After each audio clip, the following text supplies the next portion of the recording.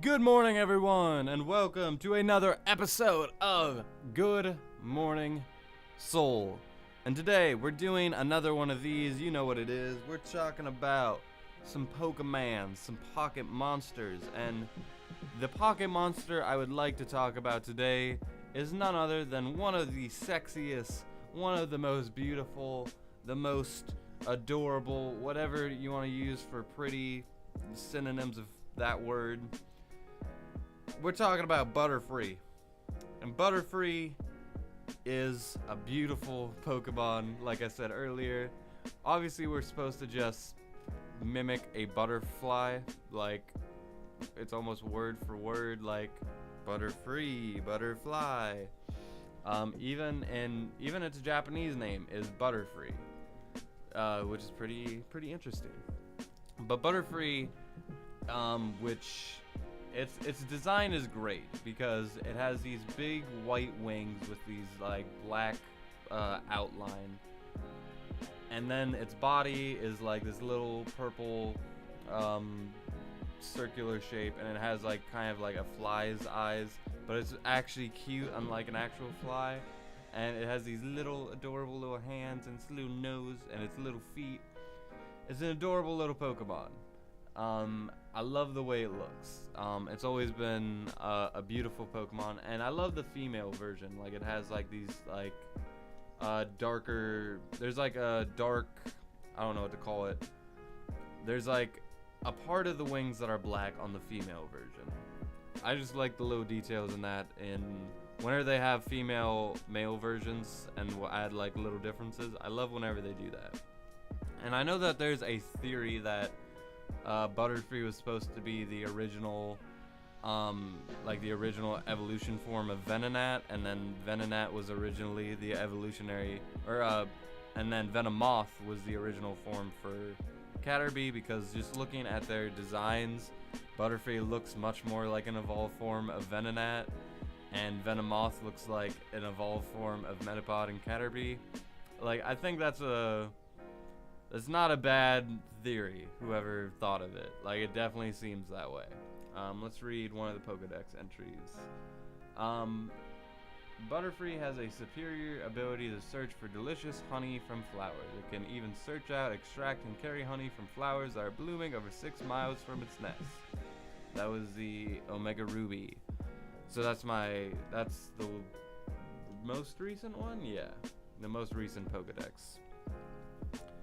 So, well, actually, whatever Pokemon Sun and Moon would be, I guess, would be the most recent version. So the most recent one isn't on this page.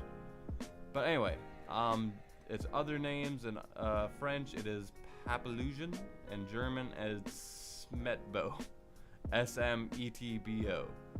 I don't understand, like for some languages, like it looks similar, and then other languages it's like a completely different word. But its Japanese name, like I said, is Butterfree. And the shiny version is literally, it's like a gradient. It's not even like a fully different color.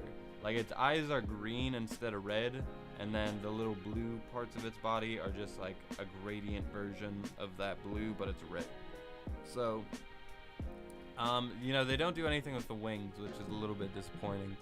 But it's still, like, it's a better looking version, and it's like, shinies are supposed to kind of look more like colorfully, like obviously this is the better looking one because it's simple to the point. It looks like how it should, but the green one just stands out more.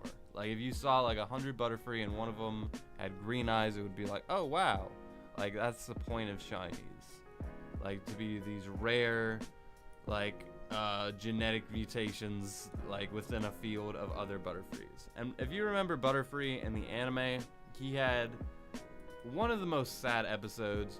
Cause I never liked the fact that Ash got rid of his Pokemon. I always thought he should have kept his Pokemon.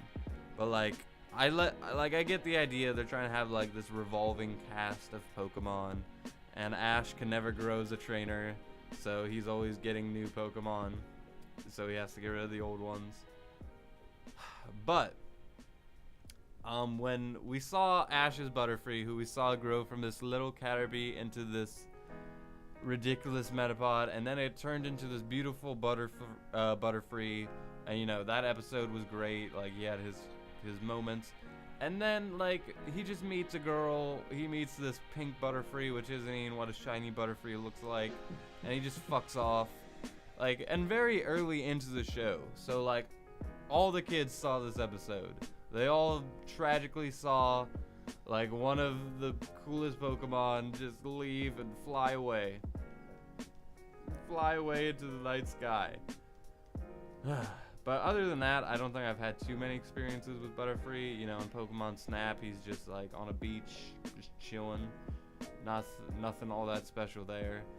And you know, he's always in video games. Like, he's always in like they'll always have like a Caterpie chain like randomly thrown in somewhere. But it's never like, oh yeah, yay, a Butterfree chain, because there's always like another bug family. So they always seem to like replace this evolutionary line. Like, they replace Pidgey and all those. Is every single time there's a new HM slave, there's a new bug, there's a new bird. It becomes a little bit repetitive, but like, you can't beat the classics, and Butterfree is a classic. Anyway, if I were to rate like what Butterfree looks like, I would give it like a 4 out of 5 based on the design, and as a Pokemon in general, probably give it another 4 out of 5. It's a great Pokemon, sexy, I like it a lot. And yeah, and that'll cover it for today's Good Morning Soul. I'll see you guys tomorrow with another episode. Until then, thank you for watching, thank you for listening, and with that, I leave you.